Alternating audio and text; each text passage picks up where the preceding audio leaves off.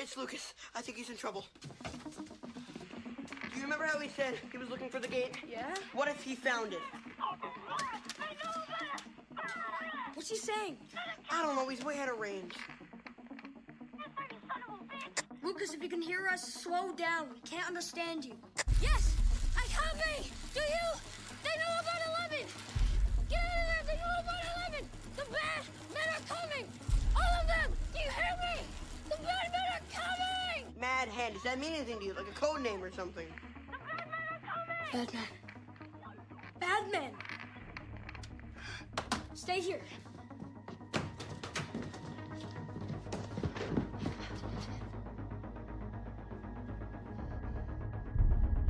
What's that guy doing? You don't think? Well, I know she and Steve have been spending some time together, so I thought maybe... Well, is he home? Maybe you could ask him. I'm sorry. Can you just hold on, please? Michael, I'm on the phone. I've told you a million times. Schedule any repairs. What? Is there anyone supposed to come and do repairs on the house?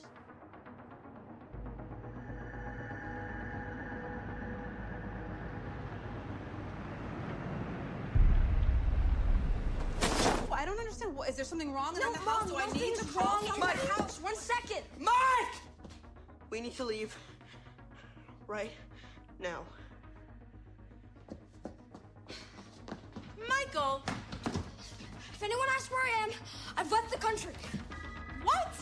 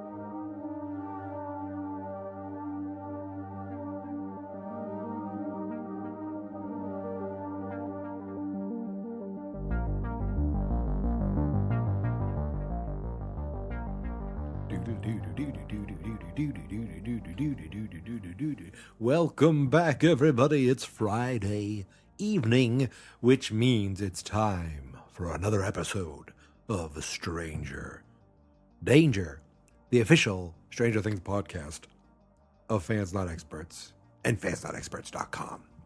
I'm your host, Mike. You can find me on Twitter at Geek Mentality, but you know that already because there's no reason you'd be showing up on week 7 if you weren't here for the first 6 weeks, right? Can you believe it? We are ready to go through the 7th episode of Stranger Things. And after that, my friends, there's only one episode left. And I'm going to move the microphone. Ooh, I sound sultrier. After this episode, we got one episode left next week. And then boom, we are ready for a season 2. Now, excuse me, there's probably going to be a break between episode 8 and the beginning of Stranger Danger season 2. I'm thinking take a break, watch the season, then go back and start again. I'm not sure. I haven't really decided on that yet, but that is for another day. Today, we're here to talk about episode 7 of Stranger Things, entitled The Bath. I know it's the bath or the bath. So let's get right into it. The episode picks up where the episode ended last time was the 3 kids minus Lucas. We're going back into Mike's house. The power company, quote unquote, were looking on. They knew the kids were. They tracked the kids down, and basically they were monitoring the house while these kids showed up back at home. So the kids are at home, and Mike is, cleaning 11 off a little bit, wiping her face. And she sees 11, like, looks in the mirror, and she's a little sad. She doesn't have the wig on anymore.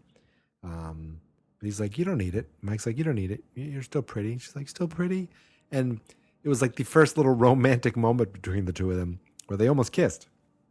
But that's when Dustin broke in and kind of, just in the nick of time before they kissed. And he was like, we're in trouble here. And that was the opening of the episode. The opening audio there that I played, where Lucas was reaching out to them on the walkie-talkie. They couldn't figure out what he was saying, but he's letting them know, they know where 11 is. They know who we are. The bad men are coming. So they finally realized the bad men are coming, and they're like, we got to get the hell out of here. So he basically checks with his mom, have you scheduled any repairs? Why is there a power guy? Why is there a van outside? Dustin noticed. But then Dustin sees all the other vans coming. They're like, we need to get out of here now. So they get on their bikes, and right as they head out, there was just a cool moment where Brenner sees 11, and 11 sees Brenner. And you realize, she knows he's onto them, and he knows, finally, where she is. So the kids race off through the yards, and the guys are like, we can't chase after them. So they run back to the vans, and they're kind of cutting through the streets, and the kids are cutting all the places they know where to go. And they realize they end up cutting through a yard and meeting up with Lucas. And just when they meet up with Lucas, that's when all the vans kind of turn on the street and start to corner them. And again, had that E.T. vibe. If you remember in E.T., all the government officials were chasing the kids, tracking them down. And, depending on what version you had, they had their guns drawn, or they had, I think, walkie-talkies in some of the digital remake. And, E.T. helps C. Thomas Howell and Henry Thomas and the other kids fly through the air. Well, kind of on the same page, 11 helps the van fly through the air because they're racing in, and the van's coming right at, and she just gives this look, and it looks like it's almost as if the van hit something at a high speed and flipped over them, and all the kids look up in the air in amazement. And it's one of the epic moments of the series. Was it the last episode where 11 just kind of walked up out of nowhere and broke the kid's arm? That was an epic moment, and this is another one. Another epic moment of the series is that van flying over the kids' heads. So they race off to the junkyard where that's where they previously fought. And Lucas is like, I'm sorry. He apologizes to 11. You're not a monster. You're not a weirdo.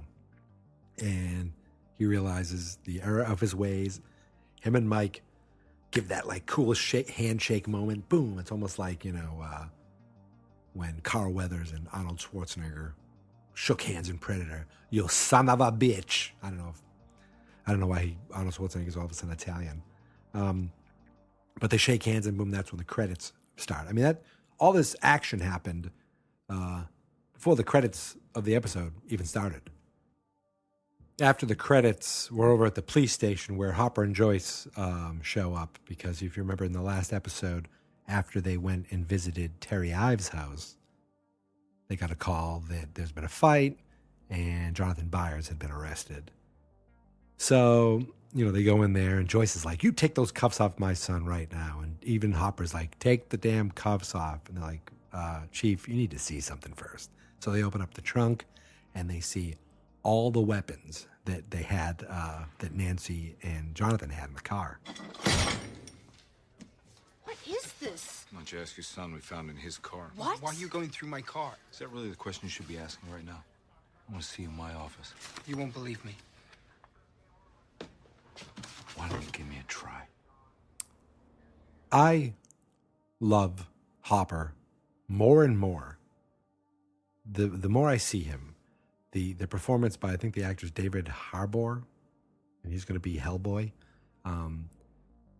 I love the way this guy does this with just this loud confidence. Later, he's yelling in the police station, and he exudes this authoritarian kind of, he knows he's in charge, and he wants everyone else to know it, and everyone else knows it too. And that's the way he talks. But I also like this, where he's kind of like, he knows there's some walkiness, some craziness going on. He's seen the gate. He believes Joyce. He's seen the dead body. So, the fact that these two kids are out and Jonathan's like, you're not going to believe me. He's like, why don't you give me a try? It shows to me that, he has an idea of what they're doing.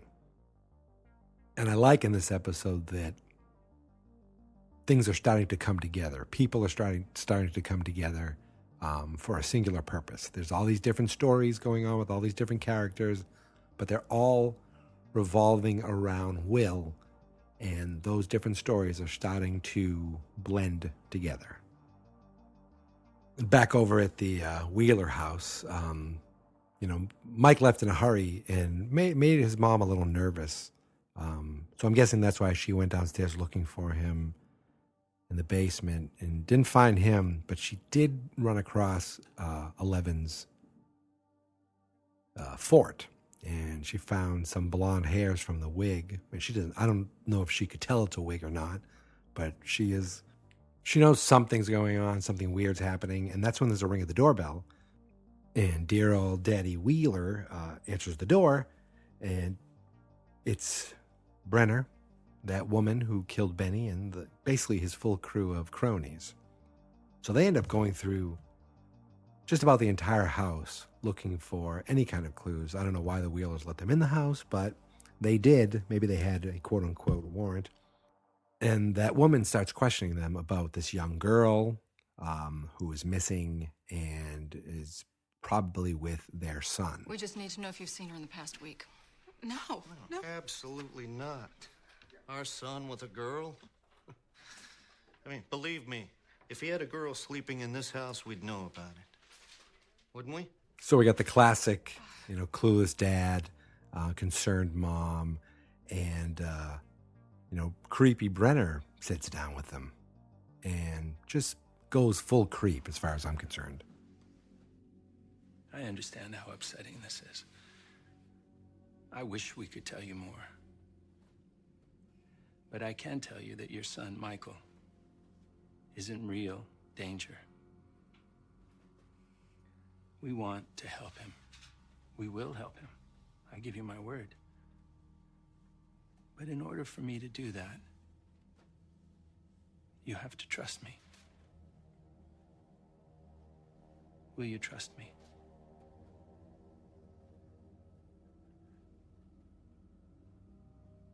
Good. Now, do you have any idea where your son might have gone? I mean, who knew that Matthew Modine could be such a creep?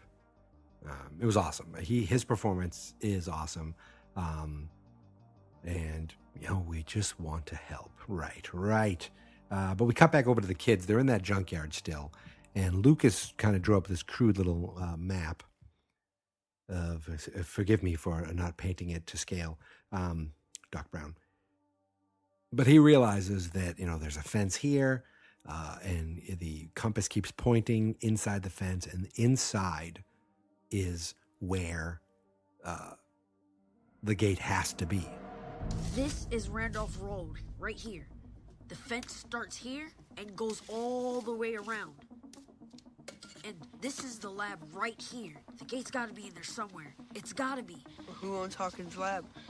Sign says Department of Energy. Department of Energy, what do you think that means? It means government. Military. And why does it say energy? Just trust me, all right? It's military. My dad's told me before. Mike's right. There's soldiers out front. Do they make, light bulbs or something? No, weapons. To fight the Russians and commies and stuff. Weapons. Oh, Jesus, this is bad. Really bad. The place is like a fortress. Well, what do we do? I don't know, but we can't go home. We're fugitives now.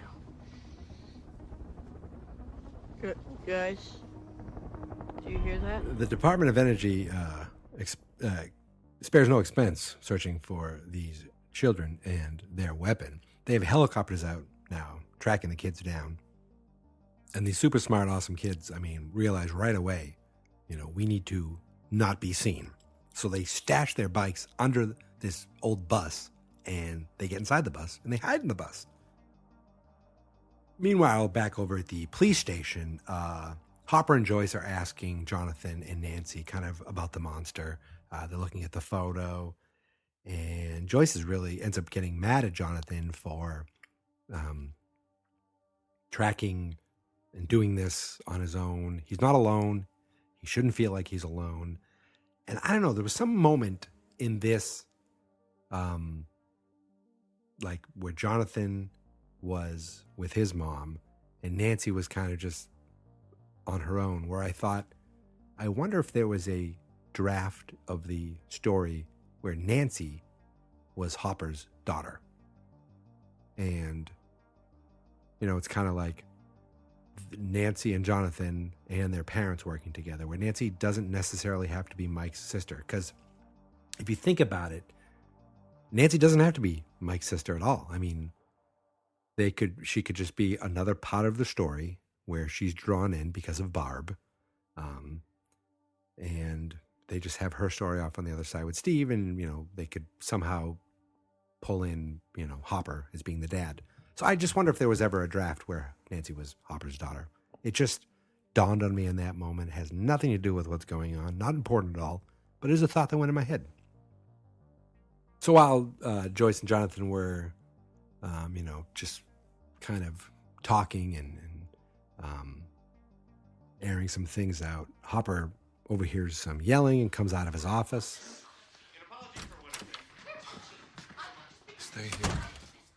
Ma'am, I need you to calm What down. is your name, deputy? Well, I'm an officer, okay? Name and badge number. Both What of you. the hell is going on here? Chief. These men are humiliating my son.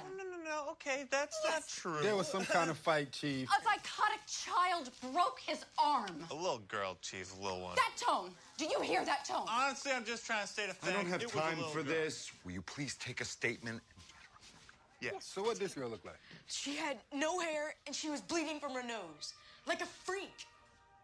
What'd you just say? Said she's a freak. No, her hair. What'd you say about her hair? Her head shaved. She doesn't even look like a girl. And And what? Tell the man, Troy. she can do things. What kind of things? Like make you fly. And piss yourself. What? Was she alone? She always hangs out with those losers. Losers? What losers? See what I mean? Story starting to come together. First, Nancy and Jonathan's story. We had Hopper and Joyce's story. Now they're together. And now they realize that the little girl is with some quote-unquote losers. So now they're going to track them and get them together. I love when all people come together for one big story. There's still one guy out there, though, that's not with everyone else yet.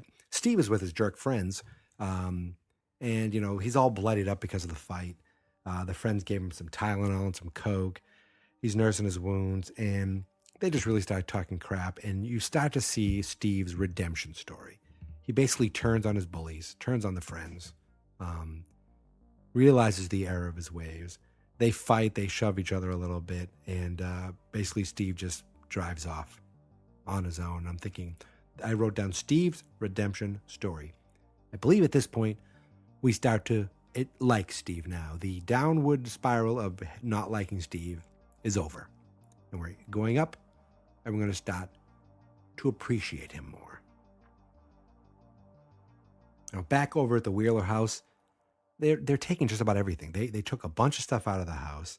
And from afar, you see these binoculars and you realize Hopper and Nancy, because they basically wanted to go back to the Wheeler house and look for this little girl, but they get really close and they see all these vans. They stop and they realize, Nancy, you can't go home anymore.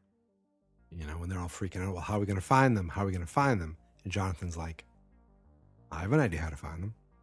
So they race back to their house, and it's funny. All the lights are hanging up, and all the letters are on the wall. And Jonathan, Hopper, Nancy, they just walk in like it's nothing. And Joyce walk in like it's nothing because they've been there. They've seen it many times. They're used to it by now. And Nancy just stops, and she's like, "What is going on here?" But they end up calling for Mike, and the kids are nervous. They're like, "Are we? Could Nancy be compromised? Is she being coerced? Are they trying to track us?" Hopper finally gets on the walkie-talkie, and they finally say, "Okay, yeah, we're here." So now Hopper and Joyce and Nancy and Jonathan have at least audibly caught up with Lucas and Eleven and Mike and Dustin. But we don't go there quite just yet. We cut back to a little more of the redemption of Steve. He goes back to the theater. He sees this guy cleaning off all the graffiti, and he's like, "Do you need a hand?" And the guy's like, "Are you responsible for this?" And he's like, "I just want to help." And you realize that we're starting to see Good Steve come out. There's Good Steve in there. And while that's going on, I wrote a note here. It says, Mike and Nancy's parents, Mr. and Mrs. Wheeler, are nervous. The dad is such a lump. They just cut to them at one point, nervous about everything that's happening. But the dad is kind of a lump. I mean, he's just like, "What's going on here? This is crazy. There's nothing going on." I don't know. I don't remember if he has any redeeming moment. I don't know if they hit the end of the Goonies moment with the kids. But we'll see next week. So the kids are in the bus. They're waiting. They're nervous. Dustin's pacing back and forth, back and forth, back and forth. And cars start to show up. So you're like, "Oh, great. Hopper's here." Oh, there's like 3 cars showing up. And these dudes get out with their guns drawn. And they're walking around with guns. I mean, this is hardcore. And they notice, one of the guys notices bikes underneath the bus. So he's like, "Okay, I'm going to get on the bus." And I'm thinking the kid's already gone. It's like one of those television tricks where we see them on the bus. But by the time the guy gets on the bus, they're already gone. Nope. He's about to get on the bus, and boom, you just hear a bonk. And then he hears other struggles, and Hopper gets on the bus. He's like, "Come on, let's go." And then it was awesome. He's like, "Let's go." And they kind of look at him, and he goes, "Let's go." And they all just go. That, again, is just the awesomeness of Hopper and the performance of the actor. So now they're all back at the Byers house. I'm going to say all the characters really fast. We got Nancy, we got Jonathan, we got Hopper, we got Joyce, we got Eleven, we got Mike, we got Dustin, we got Lucas. Boom. Everyone's back at the Byers house. And the boys explain everything about the underground. They're talking about the acrobat and the flea. They're talking about 11. They're talking about the gate. And Hopper's like, I've seen the gate. I know it's there. And they're like, "Can you find Will?" And she's like, "Yes." And Nancy's like, "Can you find Barbara?" And she's like, "Who's Barbara?" But, Nancy gives her a picture to show who Barbara is. And they sit at the table. They try to do the walkie-talkie. They use the walkie-talkie to try to, as a transmitter. She tries, but she can't do it. She couldn't do it. They're like, it's like almost like a battery. She's tired. She used the powers to flip over a van with her mind. And, she just needs to kind of recharge, reset. But while she is in the bathroom, the water's running. She's sad. She's sad because she couldn't come through for them. And she notices the water running. She thinks about it, and I think about it. And then she turns around and looks at the bathtub, and she's like, I can find them in the bath. In the bath. And you realize she knows that her powers are accentuated when she is in the sensory deprivation tank. But how do you make one of those? Well, of course, who do the kids turn to? But the very awesome, very cool, very smooth Mr. Clark, who seems to be on a date of some kind, watching some horror movie. I don't even know which horror movie it is. I should look it up for reference because that's obviously some awesome 80s movie. It's probably like The Thing or something like that, or Reanimator. I don't know what it was, but he was like explaining about the special effects, and that's when the phone rang. What in the world? Do you want me to pause it? I'm sure it's just the wrong number. Hello? Mr. Clark, it's Dustin. Dustin? Is everything okay? Yeah, I have a science question. It's 10 o'clock on Saturday. Why don't we pick this Do up you know on... anything about sensory deprivation tanks? Specifically how to build one? Sensory deprivation? What is this for? Fun. Okay. Well, why don't we talk about it Monday after school, okay? You always say we should never stop being curious. To always open any curiosity door we find. Dustin. Why are you keeping this curiosity door locked? Uh-huh. Uh-huh. How much? Uh-huh. Yep, alright. Yeah, we'll be careful. Definitely. Alright, Mr. Clark. Yeah, I'll see you on Monday. I'll see you on Monday, Mr. Clark. Bye. Do you still have that kiddie pool we bobbed for apples in? I think so, yeah. Good, then we just need salt. Lots of it. How much is lots? 1,500 pounds. Well, where are we gonna get that much salt? So they all head off to Hawkins High, and it doesn't even sound like a half hour has gone by since I last recorded something, and it didn't just have a salad for dinner. Hopefully there's no salad dressing caught in my throat. They all go to the high school, and of course, that's where they can find some salt for salting the roads because of the winter. Up here in where it snows, we have to salt the roads. So Jonathan and Hopper are getting all the salt. Dustin and Lucas are trying to set up the pool. Mike and Nancy are getting all these hoses. And Mike is kind of, you can see this little, like, he's looking up to Nancy, impressed that she smashes the lock to break in and steal the hoses. And they have a little nice bonding moment, just talking about, no more secrets between them. And Nancy asks, are you and 11 like an item? And he's like, no. What about you and Steve? And, that really just, that's where that ended. It was just a nice little moment between brother and sister. But we cut over, and inside, 11 is having a nice moment with Joyce. She's getting set up. Joyce put together this swim mask with all this duct tape on it so she'd be completely, without sight. And it was just a nice little moment where Joyce realizes she's working with this little kid here. And, what this girl's doing is very brave. And 11 you could see she kind of liked, finally, a grown-up being nice to her. It was nice because she's used to Brenner, and now she's getting Joyce Byers. Much nicer.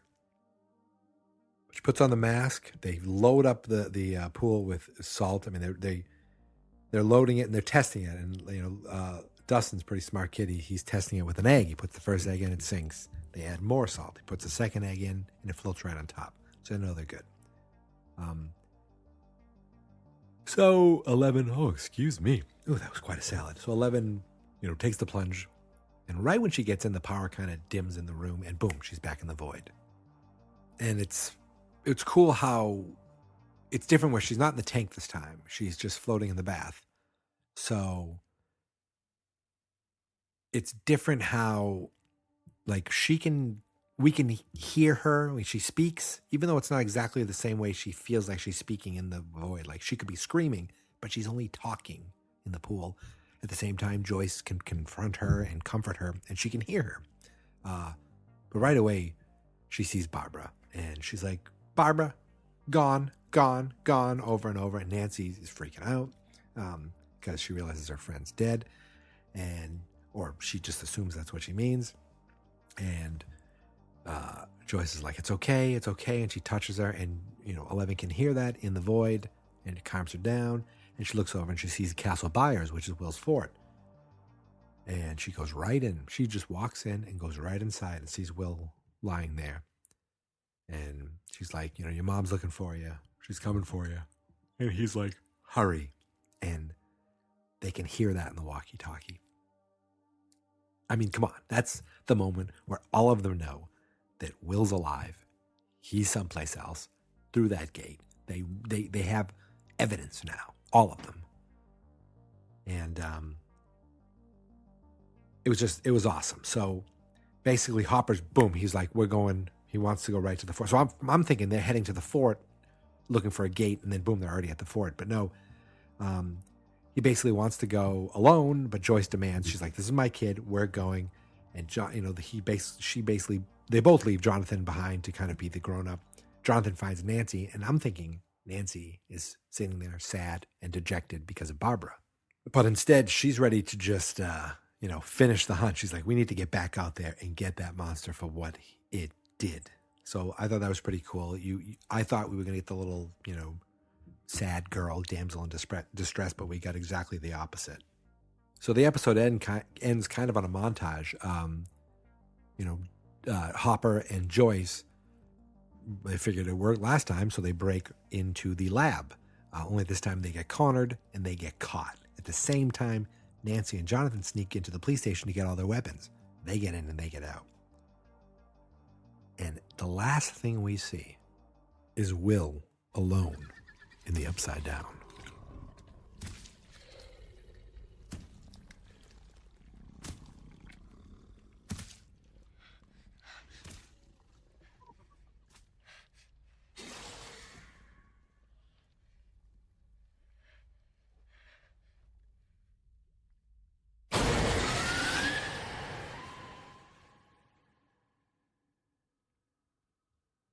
And that's how the episode ends. The monster, the Demogorgon, whatever you want to call it, is outside Castle Byers. And Will is hiding in there for as long as he can, but the thing just seemingly smashes through as the episode ends. And it ends eerily where there's no music during the credits. It just fades away. And the credits are quiet. And it's a creepy way to say, something is not good. It's almost like it's ominous that it's not even worth music. And get ready for a big, big finale, which I have to tell you, I don't remember much of how it ends. So I'm looking forward to seeing it again because it's been a while since I've seen this last episode. Again, the first 6, boom, I watched all in one day. This episode, I watched a couple days later, and then days went by until I finally saw the finale. And I watched it on my phone. I think I was at my in-laws. But I can't wait to get back into it. And I can't wait to see it again. But that's next week. This week, what did we learn? That's what I like to do. It's kind of the... We went through the whole episode, and what did we learn? Just off the top of our head, we learned that Brenner is still creepy, but he knows that the kids are with 11. Brenner doesn't know that Joyce Byers and the chief of police are there, but he knows that she's in the neighborhood. She's in the area. She can't be that far, so they're obviously going to start looking, keep looking.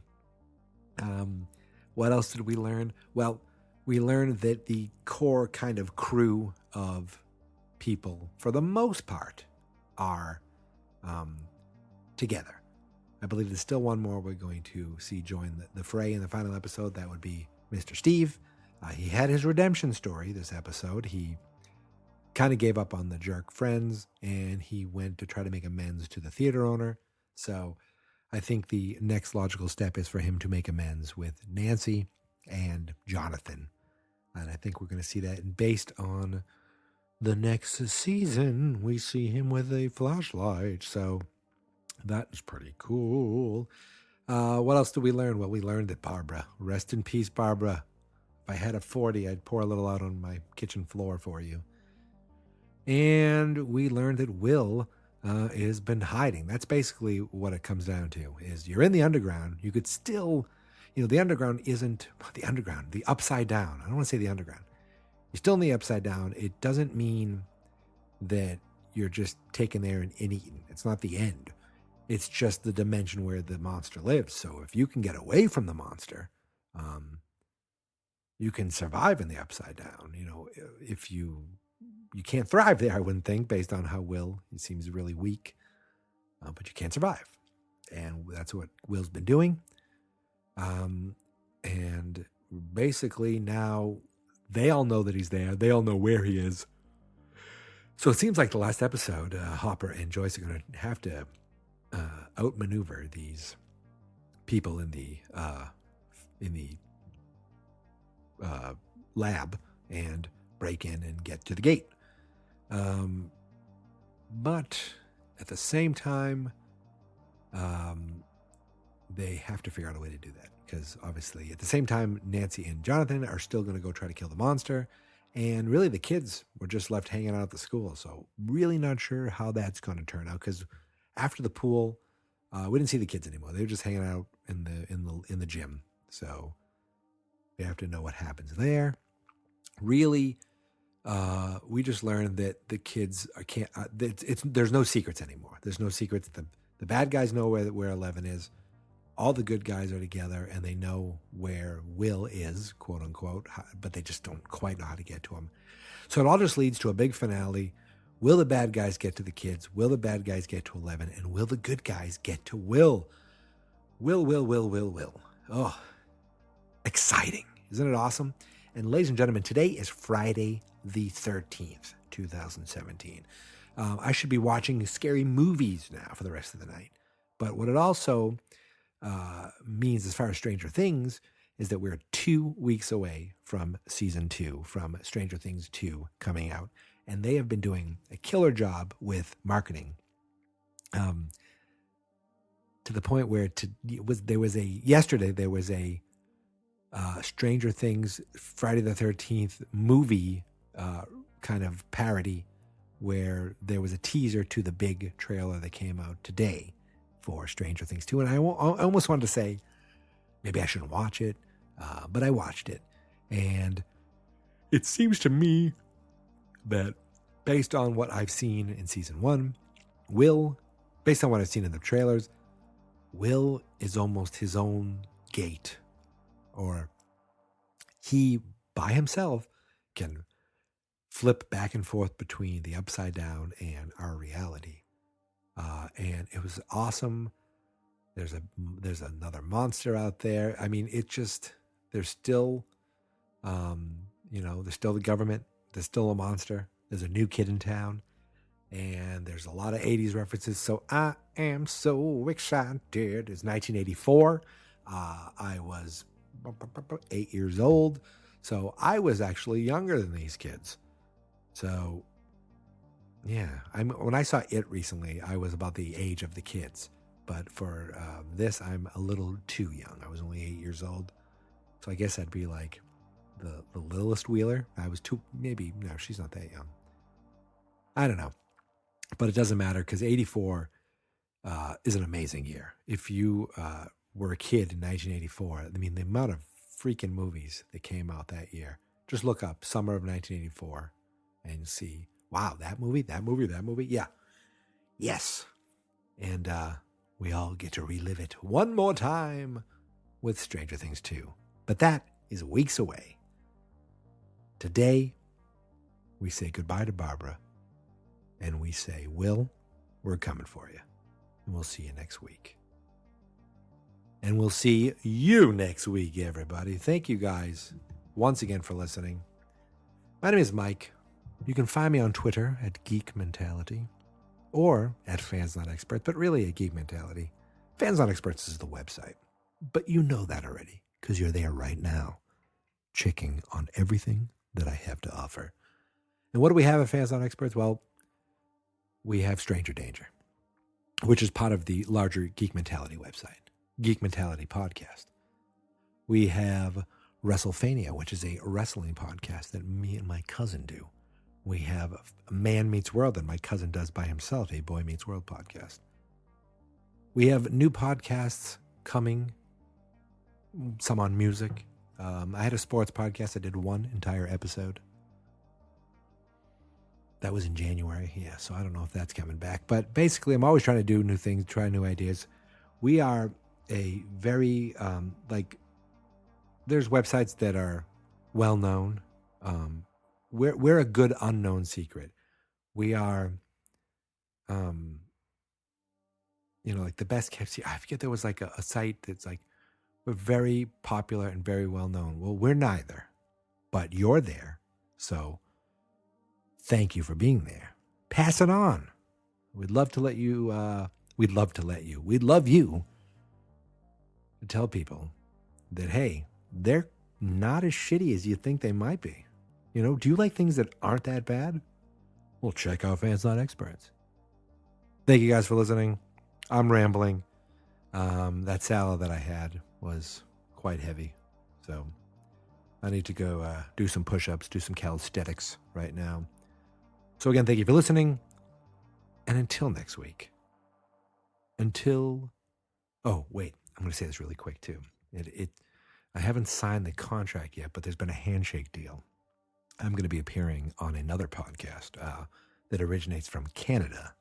So I don't know what exactly the podcast exchange rate is, but there'll be more information on that soon. If you've ever heard of the podcast, the Pop Culture Retrofit Podcast, check it out. The two hosts on there I've been fans of for years, and I may be working out a deal to make an appearance on a future episode. That's all I can say right now. Nothing's official, but my people and their people have been meeting with other people, and those people have talked to some people, and the people think it might be happening. But until then, I got nothing. But until next week, beware the Demogorgon. I'm going to drink some seltzer. Delicious.